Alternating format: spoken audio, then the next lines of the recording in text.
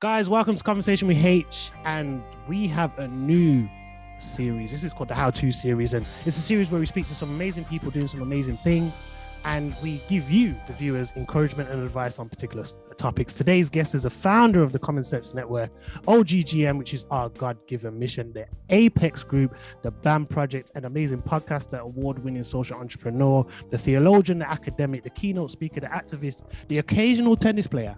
He's also spoken to to Prince, Harry, and Meghan Markle. He's the occasional YouTuber. You go to his YouTube and you'll see he hasn't posted in a while, but he's the occasional YouTuber the same way as the occasional tennis player, the athlete, Mr. Mike Omoniyi. How you doing, sir? Wow, that was a lot. As you were saying that, I was even like, oh gosh, like when's it gonna stop? But no, yeah, man, it's great to be here, man. This is like the first proper thing I'm doing post my holiday. Wow. So it's good to be back, man, and it's good to be with you too, bro. I appreciate your time, because I just know you've got a lot of gems. Every time I watch you do some sort of work, even when you're doing your YouTube channel and you kind of like, you try to just work through it and just like, how do I start this? But even once you get into it, you do amazing stuff, like, honestly. Our topic today for you guys is how to show yourself grace and taking care of your well-being. But Mike, for those who don't know who you are, just give us a brief introduction to who you are. Yeah, so all the stuff you said is what I do. And I always kind of make a point to say that what we do isn't always who we are. Yes. And like we are, we're not human doings, we're human beings. Yeah. And so beyond those things, I'm a believer. I love Jesus, so much, and have a deep relationship with Jesus. Love the church, love the saints, love believers. Yeah. And that's probably my most primary identity marker is, I just enjoy God on a very kind of very mundane level, from the simple things. I just really enjoy that. Super passionate about justice. I think growing up, I mainly because of mum and dad and kind of how they were, I developed a real strong sense of justice. So growing up, I would always volunteer for things that had to do with fixing stuff, officiating, and then I guess the other third thing I would say is I'm super passionate about building things. I love complex problems. So any chance to build a solution, whether it's a business or it's a social enterprise or it's a project, whatever it is, so long as it's to do with kind of solving a problem, I really, really love that. Those are my kind of three passions that I would say are really close to my heart. One of the things that I've seen with you, with as much as you do, and with every aspect where you are, is you take time out, for yourself. You make sure there's self-care it seems like it's very important to you. But one of the things I do want to ask you about is, why is giving yourself grace, as I can imagine you would have to do when you trial something and it doesn't kind of come off, why is giving yourself grace important, especially in the times that we live in, like right now? Yeah, good question. It's really hard actually, because as you were speaking about kind of you told me before that that we talk about kind of grace or self-care. I am not your kind of your typical who you'd think about as a self-care person, because I'm very much a kind of get it, work hard, God. I always give an example of like God gives birds wings, right? But they still have to use their neck to build a nest. So get to it kind of thing, right? Yeah.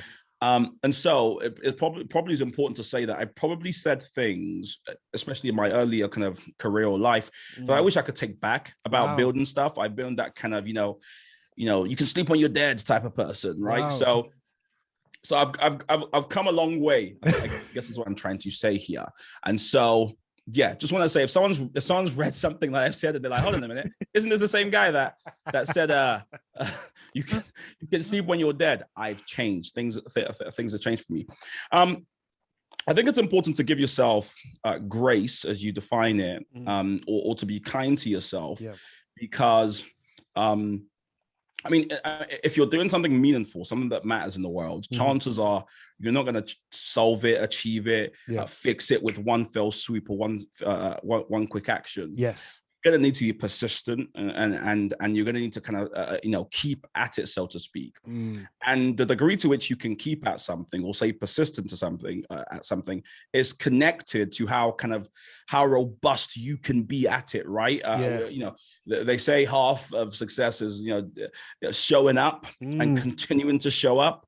And so just so you can go further for longer, you have to look after yourself. You just have to. Some real big pieces that I'm trying to move right now. I think it'll probably take me 5 or 6 years to do some of them. Wow. So the question is, how do I last that long if I burn out super quickly? How do I enjoy the journey if I burn out super quickly? How do I present myself best for the problem we're trying to solve if I'm not kind of well? Those are some of the reasons I think it's so important to give yourself grace. It makes you better at what you're solving, or the problem you're solving. It makes you, or gives you, the capacity to solve that problem for longer, but also it allows you to enjoy the journey of solving those things. You have to prioritize, how you are. Otherwise, you just won't be as effective as you could be. That's really good. That's really good. So in terms of your journey to kind of looking after yourself and self-care, would you say that took a while to get to where you're at now? Or do you feel like it was, you kind of had this all along? You kind of spoke about it a little bit, but do you feel like it took a while to get to this point? Big time. Yeah. I mean, it took a while. It took a while because, listen, I'm your typical just black male. I like doing stuff. I like getting stuff done. I don't mean that to generalize, but I do think there's a certain way guys present themselves to the world. They focus a lot on what they do, what they build, what their hands, are doing. And so that was me growing up. I'm no different. I just focused almost solely on on what I was doing. And, in terms of personality types, I forgot what it's called, EFJ or whatever it is. Essentially, I'm the person who is really interested in things and building things and organizing things, and kind of the one that kind of gets things going. And so sometimes I think I leaned heavy into being a bit robotic and being very, how I feel doesn't matter. It's the results that matter. It's what you kind of deliver at the end that matters.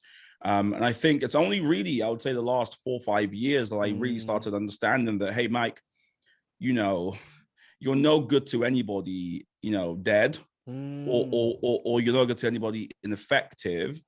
And also, if you don't enjoy what you're doing to some degree, you probably won't do it for long. If you want to keep at this, on this journey you're on, you want to stay on this arc you're on, you're going to have to prioritize kind of how you are and not see it as a waste of time. The way to think about it is, for me, rest, as it were, and we can talk about rest in all its various forms. I always saw it as like something. So let's say I'm on a conveyor belt, right? I always saw rest as something off that conveyor belt. So in my head, it's like, okay, I'm moving forward. You tell me to step off the conveyor belt to go and rest and then come back on. And so my fear would be like, okay, but when I get back, people will be ahead of me, or things would have moved on, and blah, blah, blah, until someone helped me understand it. No, like, rest is on the conveyor belt. See it as like a service station, right? It's like a little pit stop. That means when you get back on, you got fresh wheels, you got fresh kind of oil running through the car. In fact, you're more efficient, more proficient, and you're actually going to move faster. And I thought, okay, cool. It's not this thing that's off the conveyor belt. It's actually on route, if you like, where I'm meant to be going. And to be honest, it's only in the last 3-4 years I think I started to think seriously about rest and and taking care of myself. So in that time where you're trying to do all these things, before these kind of 3 or 4 years, and even including to now, did you feel like you struggled to achieve your goals and your milestones, similar to how people struggle when they start a new year, or they start a new, as some people like to call it in church, a new season or a new time? People struggle to kind of keep going and get going to a particular point, and then they kind of fall off a cliff. So for yourself, did you struggle when you started doing things? Did you struggle when things didn't come to fruition, or what was it? Where was your struggle? Got you. I love the Brummy. It's so cool. I told you already. Yeah, love it.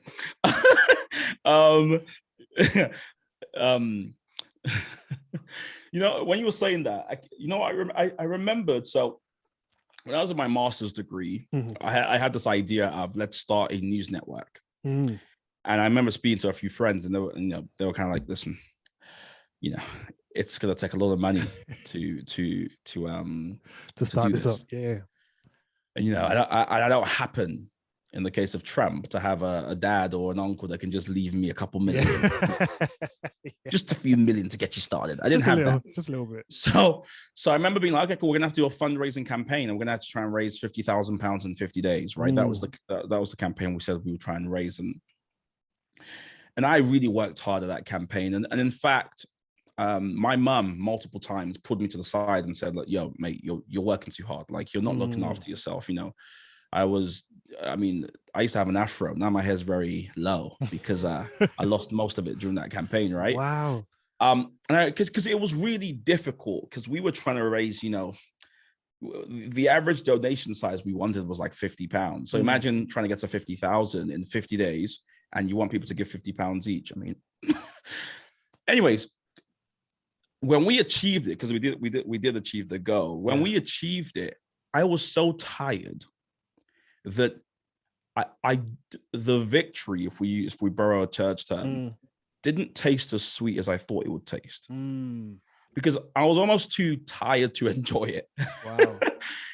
I was so deflated and depleted of like energy that when someone's like, we did it, I was like, oh yeah. Yeah.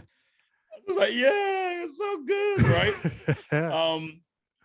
And I remember telling myself, I don't want to feel like this again. I want victory to taste like victory is meant to taste. And that only happens if you, and I don't know how Christian you want to get up in here, but do you think, Mike? It only happens if you decide not to go faster than God. Yeah. And you go at his pace. And you work hard. I'm an advocate of working hard, but you don't kind of take everything into your own hands, and try and almost move a mountain where your prayer life is not happening. You're not really in the mood to fellowship with people no more. Like reading the Bible and getting that spiritual food isn't interesting to you. When hard work is leading to a place where your spiritual life generally is non-existent, it's not really hard work anymore. Now you kind of stepped into I would say a carnal zone, where you're just doing it's me, myself, and I, me against the world, rather than saying how do I rely on God's strength. Oddly enough, grace, which I guess we're using here in terms of kindness, yes, has two definitions. Well, has multiple definitions, but two major uses, both in the First Testament and the Second. Yes, it's forgiveness and kindness, right, of God, and that's I would say in the New Testament kind of coined Greek charis sense. That's what we would say. But in the Old Testament, grace also would have meant and means God's proclivity towards nearness, right? So his desire to be near his people, such that he would almost empower them. Yeah. So God's ruach in the Old Testament, we would say, was an extension of his grace, because his ruach was his personal presence. And so in the New Testament, again, you get that second definition, which is so grace is forgiveness and kindness, but it's also empowerment. Yes. Grace is when God is so near us and so with us that we are able to do things that we otherwise wouldn't be able to do. It's empowering, has an empowering quality. And so you could tell with that fundraiser I was doing that I had stepped out of grace. I wasn't being empowered by the Spirit to do this amazing. It was just me just working like a Hebrew slave building Solomon's temple, So I kind of learned the hard way that I can't go faster than God, and I've got to stay in the pocket. If you're a musician, you get what I mean. Yeah. And if I do that, God often does amazing. Because the thing, God does amazing things through like really weak men and women. God doesn't look for amazing people and then kind of make them more amazing. No, he takes kind of broken vessels pretty much who yield themselves, and he uses them to do amazing things. It took me a while to learn that, but that's what I'm trying to walk in these days. when was that moment for yourself when you realized that I need to improve my self-care? Not when you realized you needed self-care, but when was that moment where you knew that I need to improve my self-care and maybe improve it drastically? Was it that moment where you were doing the £50,000 in 50 days? Or was there a particular moment in life where you thought, hold on, I'm not really in the space or the moment in life where I should be in terms of looking after myself? I'm struggling to pick a moment. I often, and I think it's because that filter doesn't exist in my head. I very seldom think of moments. Wow. Things often grow on me. Yes. If I'm honest, that's just me. I've never, I struggle with moments. I'm always like, it grew on me. And so I want to say this impression grew, if I'm being totally honest, on me. And now I'm a kind of raging advocate for it. All the guys I mentor, spend time with, anyone who DMs me a question, I'm very happy to kind of be like, oh, yo, do this to relax. And before I wouldn't do that. So it grew on me. And since I've spoken about the fundraiser, I think that was a pivotal point, if we're to use, that term loosely, in that, I finished my master's, got this kind of business now. It's very small. It's very kind of, from the ground up. We don't have a website. We don't have a logo, whatever. Yeah. So I think the start of that, was really, it's really from then I've been, really particular about kind of looking after myself. And away from that business, I think knowing yourself and being aware of your capacity is also something that's very important, that I guess we've probably discussed in subconsciously, if you like. Yeah. I'm somebody who, I have a high capacity for holding information in my head. So I'm part of 7, 8 active projects. Some are international projects, like the Royal Institute of International Affairs, where I'm a board advisor, to Salford University, where I'm a board member, to a grassroots kind of athletics charity, where I'm also a board member. So I know I'm good at downloading lots of information, thinking strategically. That's cool. But I also know that when my brain isn't rejuvenated, I really struggle. And when I say rejuvenated, what I mean is rest, but not rest as people see, because, growing up, I thought rest was sleeping. Yes. Or rest was kind of sitting down doing nothing. Yeah. And I think I always say this, and I hope my friends don't watch, the ones who came with me, but probably one of my worst birthdays was when me and a couple of friends went to Portugal. You say one of your worst birthdays? Yeah. Sorry, guys.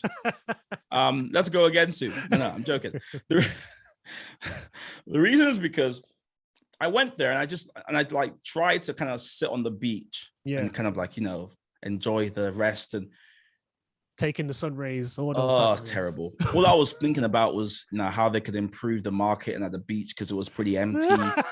And I was just looking around like, how come there's no one at this beach? What they're not doing right. That's literally all I was thinking.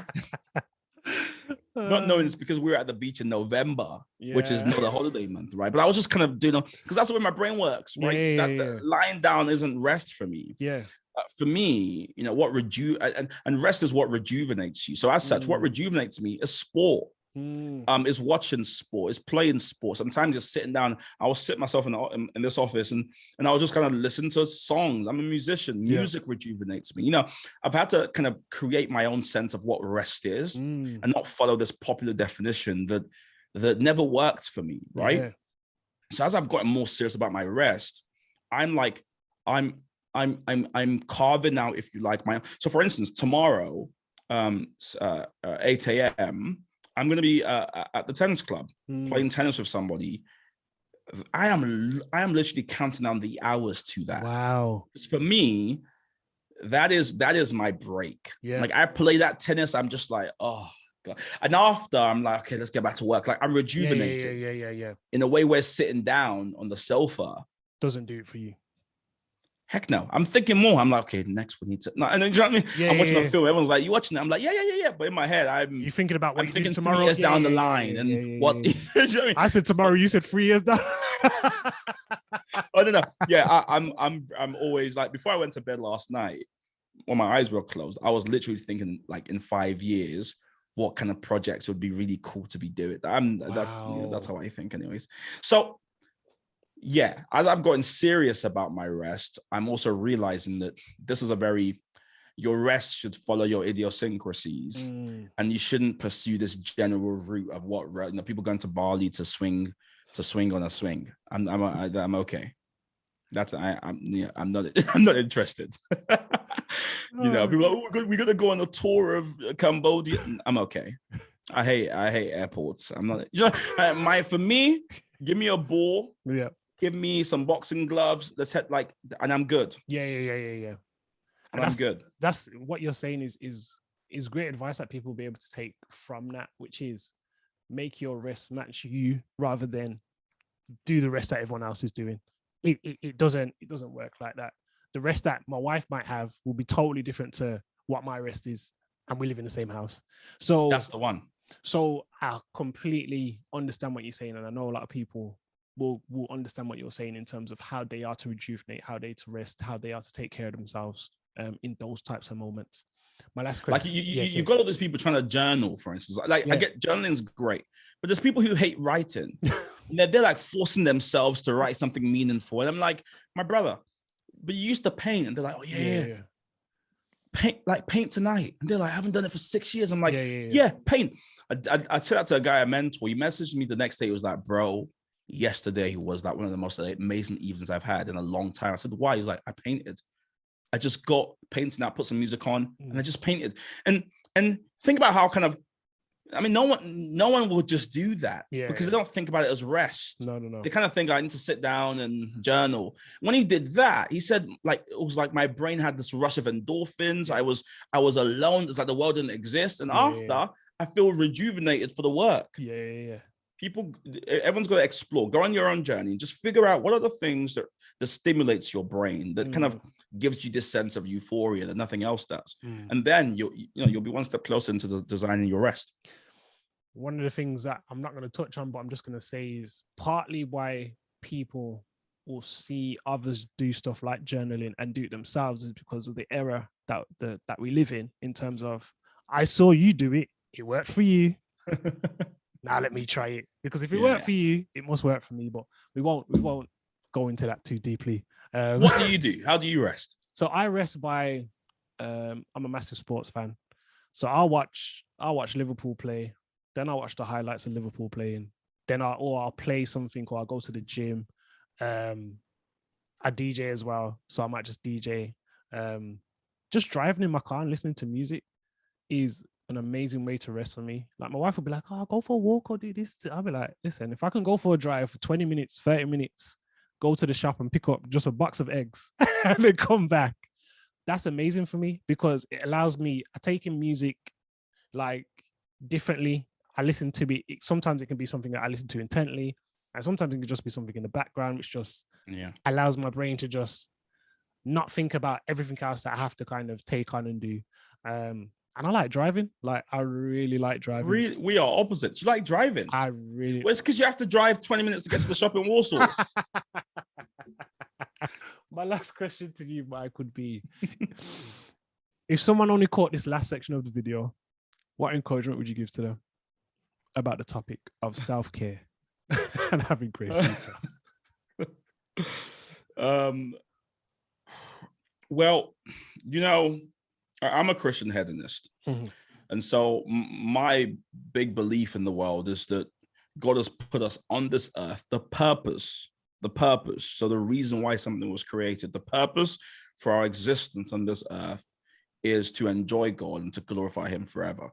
That's my genuine belief. And I think we need a much fuller understanding of what it means to enjoy God. I think in this kind of, I don't want to get all Marxist on you, but this capitalist industrialist complex we've got going on, we put a lot of value on productivity. Yes. And I write about productivity almost every week. So I'm to blame, right, in some degree. But we talk about productivity all the time, and we've got a really, really thorough definition of productivity. Oh my God, our doxology of productivity is so great. There's books every week about how to be productive, 4-hour week, 5-hour week, 10-hour week, how to work now and live forever. We've got it all. What we don't have, and maybe this is a challenge to the Christendom, is like fuller definition of what it means to enjoy God. Most people do that. When I ask them, are you enjoying God? They're like, yeah, I pray. I'm like, yeah, we have no clue what it means to delight in God, what it means to delight in what God gives, what it means to delight in God's gifts. We don't know what it means to wait and to be. All these things are just like, they sound like foreign, concepts to a lot of people. I would say you going on a journey to building a much more fuller doxology of what it means to enjoy God will transform your life in a way that you probably wouldn't imagine, mainly because that's what you were created for in the first place. You were created for God's pleasure. That's literally why you were created. Yeah. And so I think we're our full self when we submit ourselves to that purpose and go, in my life, in lack, in plenty, when folks are watching me, when they're not, I've got to enjoy God. Yeah. And as you go on that journey, I think the rest of it will make sense. Mike, I really appreciate your time today. No, bro, it's been great. This has been fun. A good way for me to end the day. And yeah, man, folks definitely should subscribe if they're still watching. And more power to you in your platform, man. I think having these sort of conversations, I'm a massive fan. I'll be a subscriber. And thank you for having me, man. Thank you. Appreciate you taking the time out. And yeah, we're gonna have a lot more coming. So guys, stay tuned.